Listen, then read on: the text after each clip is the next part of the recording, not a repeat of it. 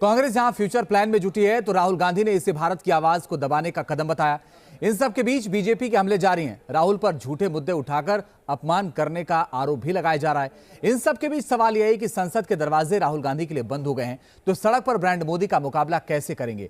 अगर मोदी युग में राहुल की क्रोनोलॉजी को देखें तो बेकाबू बयानों ने हलचल जरूर मचाई, मगर नतीजा कांग्रेस के पक्ष में नहीं गया। उल्टा कई बयान ऐसे भी रहे जिस पर पार्टी को सफाई देते भी नहीं बना।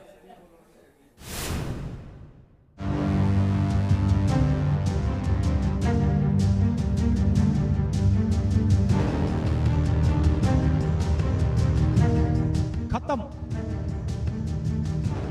Bye bye, tata, good bye, गया। वाकई मोदी युग के इस कार्यकाल में राहुल गांधी के लिए खत्म, टाटा, बाय बाय हो गया। वरना कहां तो राहुल के सहारे पूरी कांग्रेस महाविजय की सीढ़ियां चढ़ने का रास्ता खोज रही थी कि बीच सफर में लग गया सबसे बड़ा झटका। अब 24 का चुनाव भी नहीं लड़ पाएंगे राहुल गांधी। बिसात बिछ गई थी, मोहरा सज गया था और 2024 के लिए सबसे बड़ा दांवपेच शुरू हो गया था कि 2019 में राहुल की बिगड़ी जुबान या यूं कहें कि मोदी सरनेम पर विवादित टिप्पणी पर राहुल गुरुवार को अदालत से दोषी करार हो गए और आज संसद की सदस्यता तक गंवानी पड़ गए, जिसे कांग्रेस सियासी शहादत का लबादा पहना रही है। डेमोक्रेसी इन डेंजर का नाम देकर ब्लैक फ्राइडे बता रही है, लेकिन बीजेपी मानने को कतई तैयार नहीं है कि राहुल अभी तक सॉलिड लीडर बन पाए हैं। कानून में कई ऐसे दरवाजे हैं हमारे लिए जो हम खटखटाएंगे, पर यह सिर्फ कानूनी मुद्दा नहीं है, ये मौलिक तौर से राजनीतिक मुद्दा है।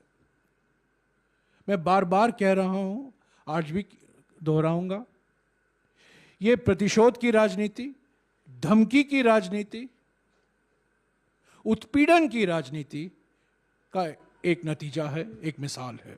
कुछ भी कह दो, आपको तो कोई देश में कोई कुछ कर ही नहीं सकता, ये उनको लगता था, क्योंकि वो सब चीजों से अपने आप को ऊपर समझते थे। तो सूरत के कोर्ट ने तो याद करवाया कि 2018 में भी तुम्हें कहा था भाई सुधार नहीं हुआ, उसके बाद बार बार आपने गलतियां की हैं, और एक सांसद जब ये गलती कर रहा है तो कुछ ना कुछ दंड ऐसा देना चाहिए कि अब भविष्य में ना हो। राहुल को यहां तक लाने के लिए आखिर जिम्मेदार कौन है? राहुल के हिट एंड रन वाले बयानों के पीछे किसका दिमाग है? मोदी विरोधी बयानों ने कांग्रेस का माहौल बनाया है या बिगाड़ा है? I would like to go into the details with you. Unfortunately, I'm a member of parliament and I'm hopeful that I will be allowed to speak in parliament. So I would like to first place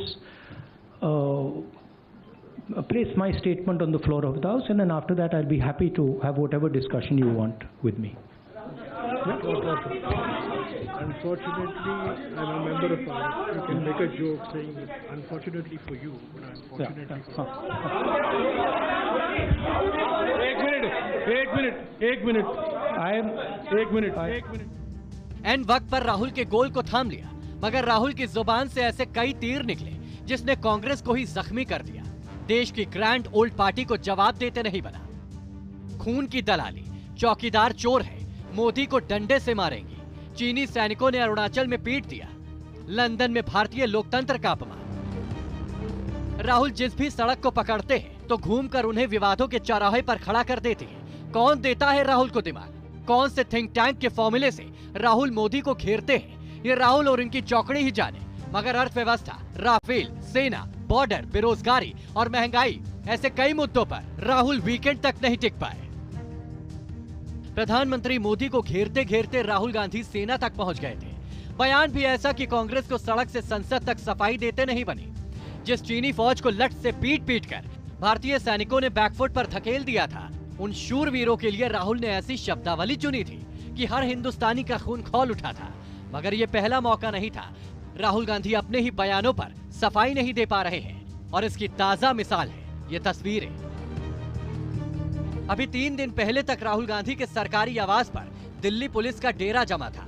ACP rank के अधिकारी उनसे वो नाम पता पूछने पहुंचे थे जिसका जिक्र उन्होंने श्रीनगर की रैली में किया था।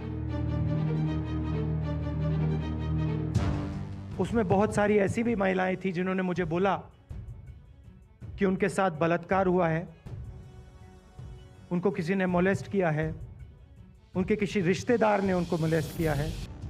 श्रीनगर में बर्फबारी के बीच राहुल गांधी ने एक नहीं कई लड़कियों के दर्द दास्तां सुनाई थी। जज्बात भरी दास्तां पर हर किसी का दिल पसीज उठा था। राहुल ने ऐसा मुद्दा उठाया था, लगा था कि राहुल बेटियों के इंसाफ के लिए आगे बढ़ेंगे, मगर कश्मीर से दिल्ली आते ही फाइल ठंडे बस्ते में चली गई और इन्हीं फाइलों को पलटने के लिए दिल्ली पुलिस की टीम ने उनकी कुंडी खटखटा दी। फिर क्या था, राहुल ने जवाब देने के लिए 10 दिनों की मोहलत मांगी। अगर वाकई राहुल गांधी बेटियों के इंसाफ के लिए गंभीर है तो फिर नाम पता बताने में 10 दिन का वक्त क्यों लिया?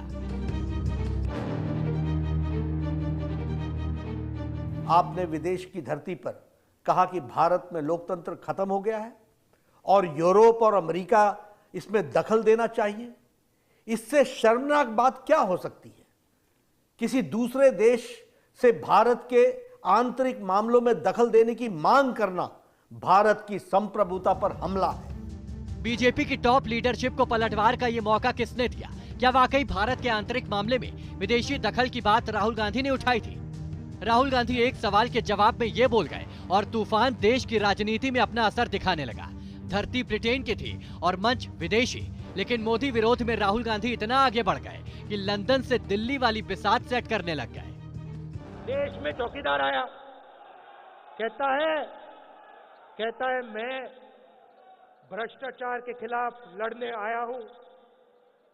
56 इंच की छाती है, मुझे चौकीदार बनाओ, प्रधानमंत्री मत बनाओ। दिल्ली में कोई भी आपको मिल जाए, बस ये शब्द कहना चौकीदार। उसको आप आस्ते से कहो चौकीदार, चौकीदार, चौकीदार। जैसे भी कहना है आप चौकीदार बोलो, दूसरे साइड से पता लगेगा चोर है। 2019 में ब्रांड मोदी की विजय रथ को रोकने के लिए राहुल